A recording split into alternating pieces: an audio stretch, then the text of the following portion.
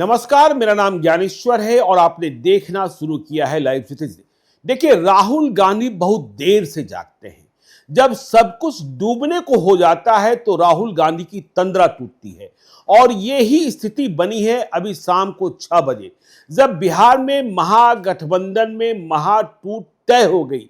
यह दिख गया कि तेजस्वी यादव ने और कांग्रेस की सहमति भी, देखिए, भले ही पता न हो राहुल गांधी को, लेकिन यदि राहुल गांधी को पता नहीं तो यह कसूर भी उनका है।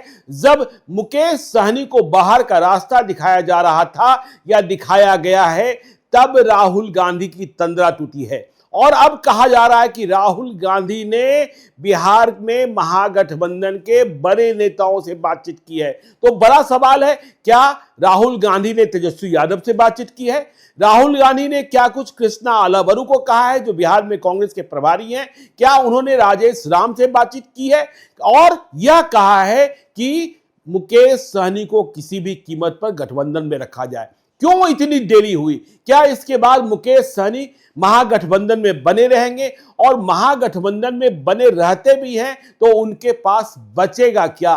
क्योंकि सिंबल जो हैं तेजस्वी यादव ने तो बांट ही दिए हैं, राजद ने बांट ही दिया है, तो बड़ी समस्या हो गई है। देखिए, अब जब हम वीआईपी के नेताओं से बातचीत कर रहे हैं तो वे कह रहे हैं 1 घंटे का इंतजार कीजिए, 1 घंटे में फैसला हो जाएगा। आपको पता है कि आज दिन में 12 बजे ही मुकेश सहनी को स्वयं प्रेस कॉन्फ्रेंस करनी थी और इस बात का ऐलान करना था, इस बात का ब्यौरा देना था कि उनके साथ किस तरीके का छल किया गया। छल किसने किया? क्या तेजस्वी यादव ने किया? क्या कांग्रेस ने किया? क्या दोनों ने मिलकर किया? देखिए, खबर यह भी आ रही है कि दीपांकर भट्टाचार्य, जो माले के हैं सर्वोच्च नेता, समझदार नेता हैं, वह जमीनी हकीकत को जानते हैं, उन्होंने भी इस बात का दबाव अब बनाया है कि मुकेश सहनी को महागठबंधन में रखा जाना आवश्यक है।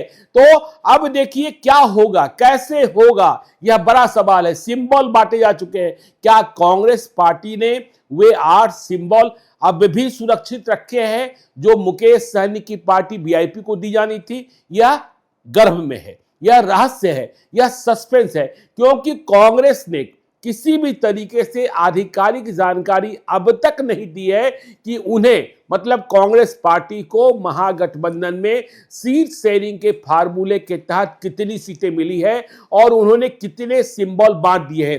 ठीक इसी प्रकार की जानकारी आरजेडी ने भी साझा नहीं की है।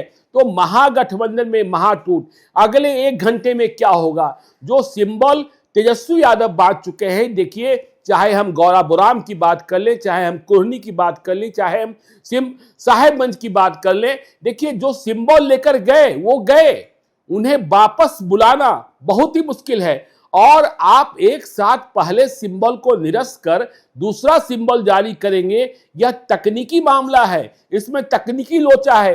पहले सिंबल के साथ यदि किसी उम्मीदवार ने नामांकन कर दिया तो फिर दूसरे सिंबल का क्या होगा? और जिनके नाम आपने सिंबल जारी कर दिया है उन्हें वापस बुलाकर क्या सिंबल लेंगे? यह संभव हो पाएगा? बड़ी समस्या है। देखिए, उस रात को हो गया था क्योंकि लालू यादव ने सिंबल बांटना शुरू कर दिया था।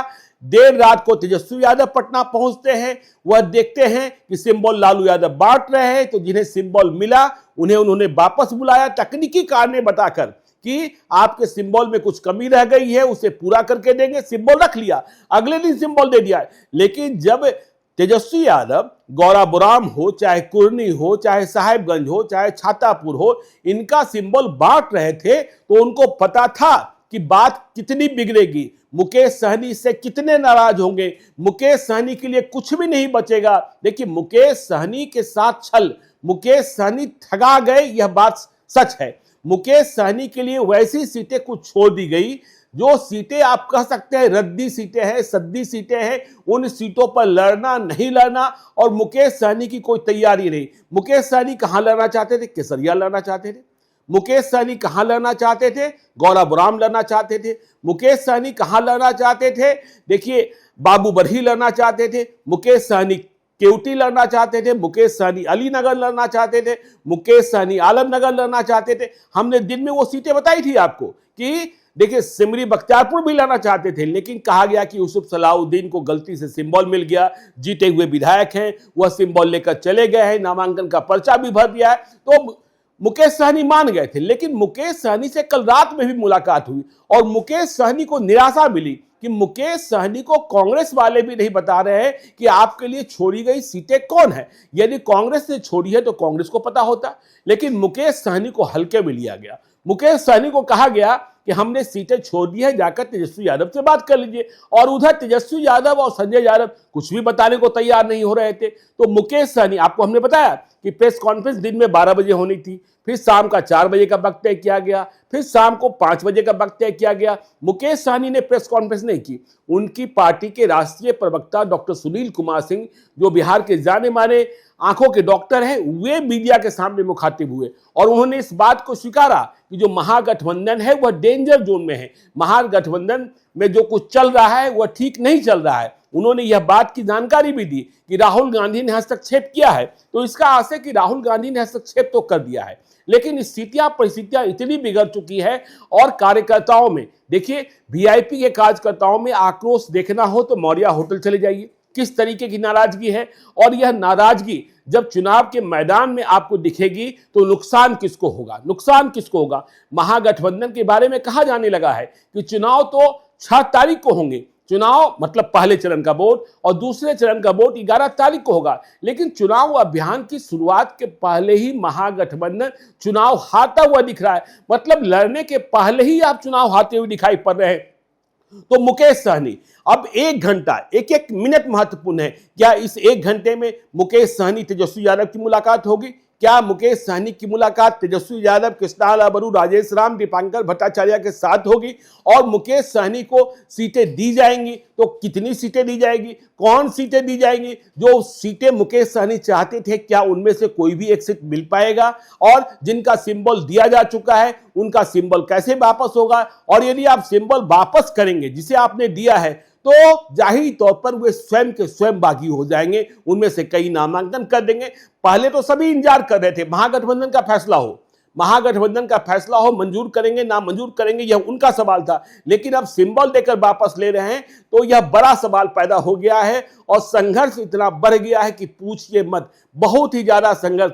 1 घंटे में मुलाकात, क्योंकि वीआईपी के नेता कह रहे हैं कि अगला 1 घंटा बहुत ही महत्वपूर्ण है। बिहार का महागठबंधन आईसीयू में, हम तो करें टूटा हुआ है, लेकिन राहुल गांधी कूदे हैं, राहुल गांधी देर से कूदे हैं, बचाने की कोशिश कर रहे हैं। बचता है कि नहीं बचता है देखेंगे, क्योंकि हम टूटे हुए गठबंधन को अब पुनर्जीवित होने की बात कर रहे हैं। हम यह नहीं कर रहे हैं कि गठबंधन नहीं टूटा, गठबंधन तो टूट ही गया। मुकेश सहनी बाहर आ ही गए, मुकेश सहनी ने तैयारी शुरू कर दी है। पहले चरण के नामांकन की अंतिम तारीख कल 17 अक्टूबर है और कहां कहां नामांकन करा पाते हैं। ऐसी स्थिति में और ऐसे किनारे पर मुकेश सहनी छोड़े गए हैं जहां उनके लिए वक्त नहीं है।